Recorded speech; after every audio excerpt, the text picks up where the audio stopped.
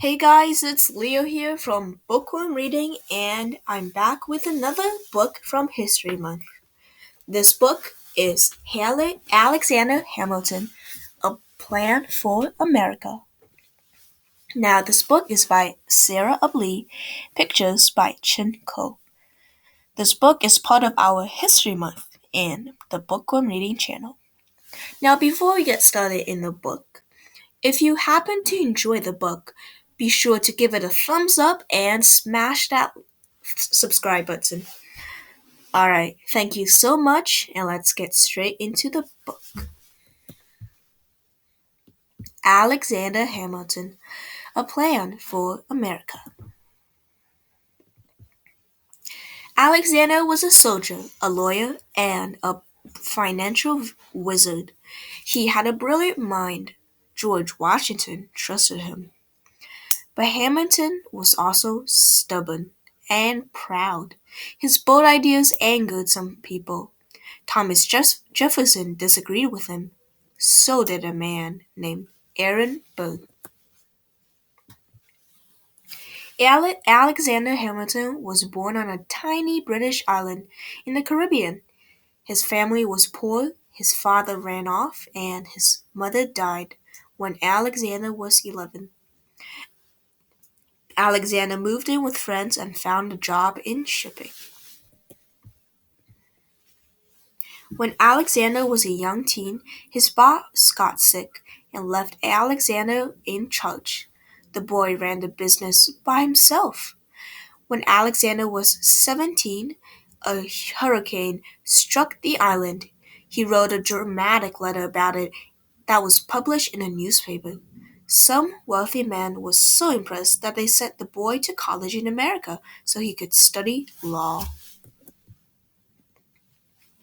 There was talk of war in England. Alexander joined the colonists' side. He gave speeches and wrote essays. George Washington heard about the bright young captain. He made Alexander his aide. But Alexander wanted to fight. Finally, Washington agreed.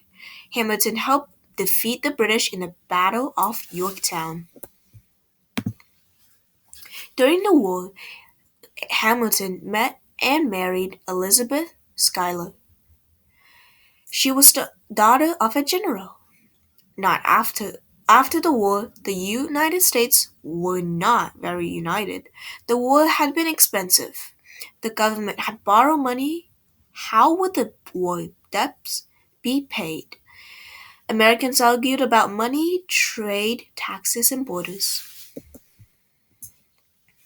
George Washington became president.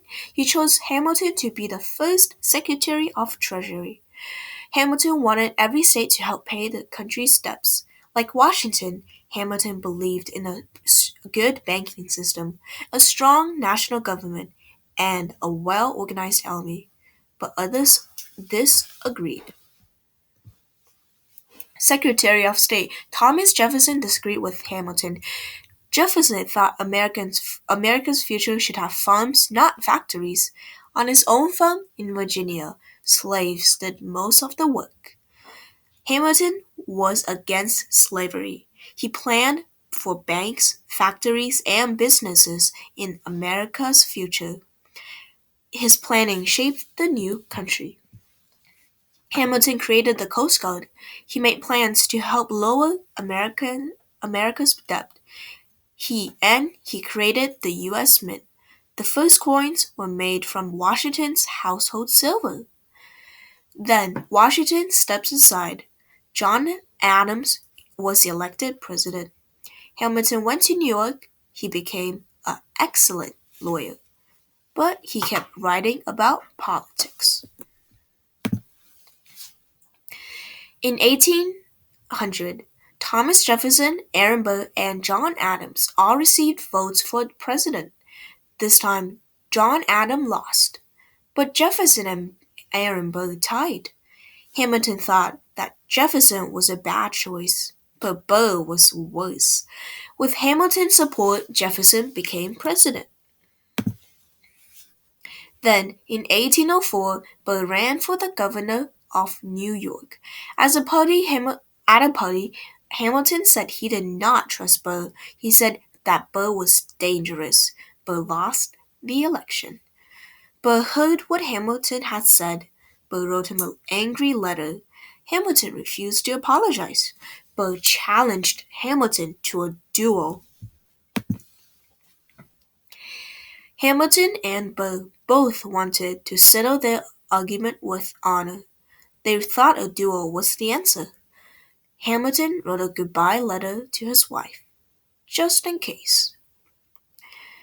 On the day of the duel, the two men aimed their pistols. Two shots rang out. Burr's bullet hit Hamilton. Hamilton's bullet hit a high branch. Hamilton fell, badly wounded. The doctors could do nothing. Elizabeth hurried to his bedside. She had brought their 7 children. Hamilton died the next day.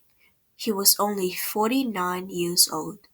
Burr did not go to jail, but his career was ruined. Hamilton did not live to see how well his grand plans worked, but his genius lives on today. And that is the end of our story part in our book. And this is the timeline of Hamilton. If you want, you can pause to take a longer look.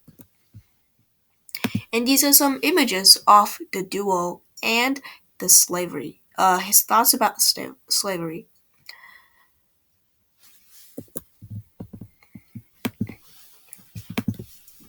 And this is the last 2 pictures and thoughts about money and places to visit. Alright, that's enough for our book, Alexander, A Plan for America.